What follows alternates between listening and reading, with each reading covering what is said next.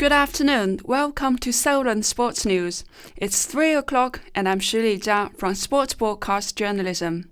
Starting with cricket, England has been bowled out for just 227. They recovered to reduce the hosts to 53 for 4 in their second innings. We have invited Benjamin Johnstone in our studio to give us his view on the test so far. Hello, Ben. Yes, so we're halfway through the second test in Adelaide after day 3. Australia still remain in control, and going into day 4, England seriously need a great day of bowling. When England go to bat again, the likes of Alistair Cook and Captain Joe Root need to score a high number of runs to prevent this test slipping away and going 2-0 down in the series. However, England do have fond memories of playing at the Adelaide Oval, with winning there during the 2010-2011 Ashes series. Chris Vokes was expressing his opinion on the test so far. We need to make sure that we bat for longer periods of time.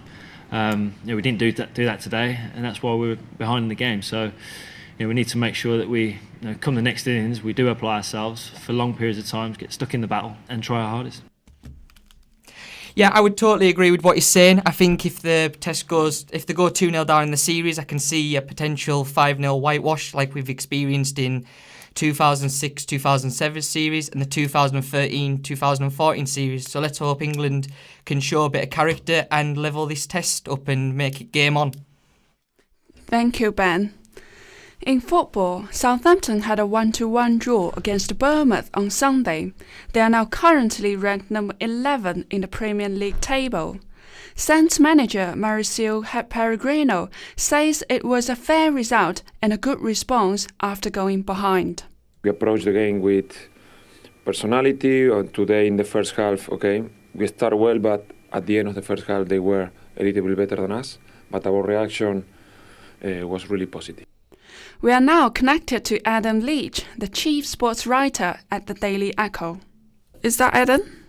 Yes, speaking. I'm Lily, Pete's schoolmate. Yeah, thanks for accepting our interview.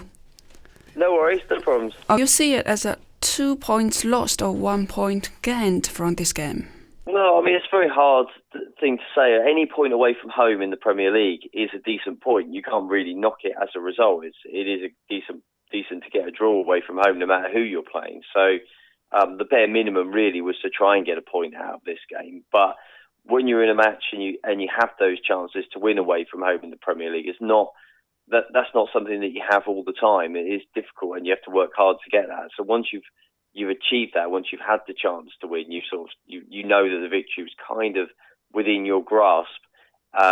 Actually, that probably feels a little bit more like it's 2 points lost in a funny kind of way. Mention not calling it a derby in your mind. Why isn't it a derby, as they are only 20 miles apart? Well, I mean, I was partly just having a bit of a joke and winding people up because it's something that's attracted quite a lot of attention, the talk of whether this is a derby or not. I think that the reason is because for Bournemouth, they do see this as their local derby because Southampton are their nearest big club.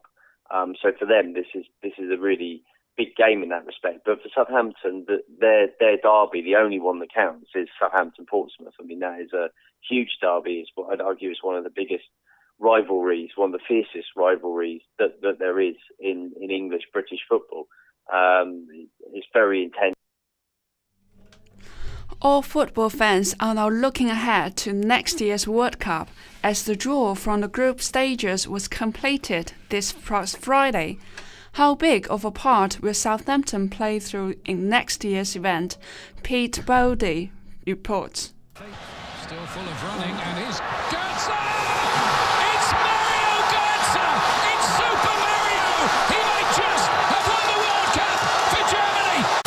'Cause this is Africa. Samina, mina, waka, waka, Samina, mina, sakarewa. This time for Africa.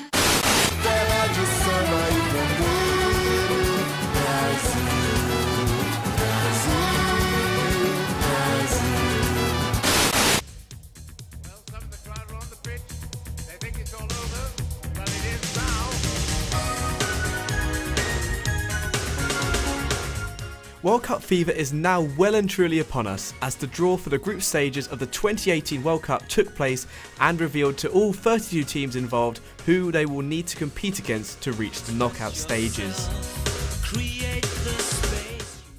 The world's biggest footballing spectacle will be of June, with England's campaign starting on the 18th of June.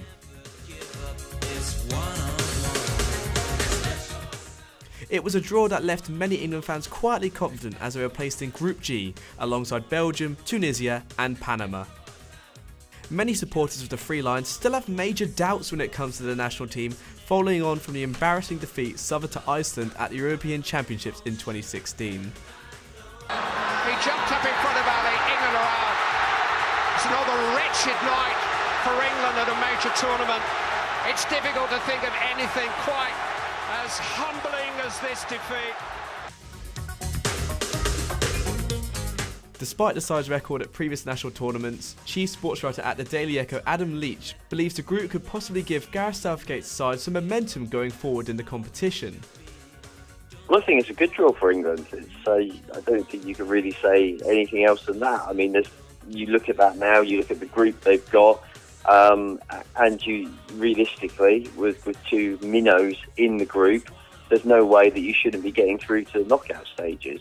I think that was a positive for England and something at least that they can kind of look forward to, because although you wouldn't fancy them particularly, I don't think, at the World Cup, you never quite know. Once you get a roll and you get some momentum behind you, you never exactly know what can happen. The stage has been set, the battle lines have been drawn, the first competitors have been revealed. Now all that is left to do for the England boss is to decide what men he takes into battle with him. Over the past few years, a number of Southampton players have featured in multiple England squads, including a handful of Saints players travelling to France for the previous European Championships. Leach expects at least a couple of Mauricio Pellegrino's English talent to get the call-up once again. Well, I mean, it might not be too many, I would guess. I would think that probably the most likely Southampton player to get into the England squad would be Ryan Bertrand. He's got a chance, really, to try and nail down a starting spot in the England team for the World Cup. Fraser Forster, unlikely to play and has slipped down the pecking order a little bit, but has everything to play for in terms of getting on the plane. Then anybody else is a bonus. Whether or not a number of Southampton players feature in England's World Cup squad next year or not, there's one thing that is for sure. Following the national side's performances and efforts at the World Cup, everyone is hoping that they come back saints and not sinners. Pete Baldry, Solent Sports News.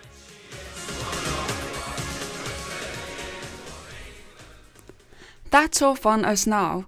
I'll be back at 4 o'clock for our final radio news of the day.